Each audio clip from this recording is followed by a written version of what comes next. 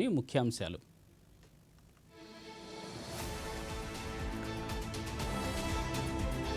మలయాళ దినపత్రిక దీపిక 140 వార్షికోత్సవ వేడుకల్లో పాల్గొన్న ఉపరాష్ట్రపతి సిపి రాధాకృష్ణన్.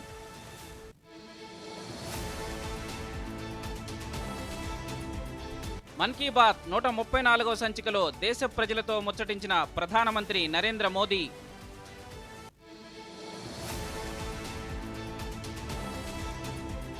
గోదావరి డెల్టాకు ఖరీఫ్ సాగునీటి విడుదల.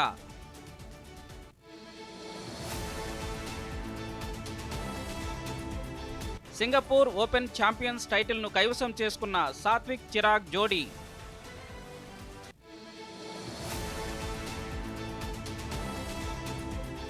ఐపీఎల్ 2026 గ్రాండ్ ఫినాలే ఫైనల్ మ్యాచ్లో రాయల్ ఛాలెంజర్స్ బెంగళూరు జట్టుతో తలపడనున్న గుజరాత్ టైటాన్స్.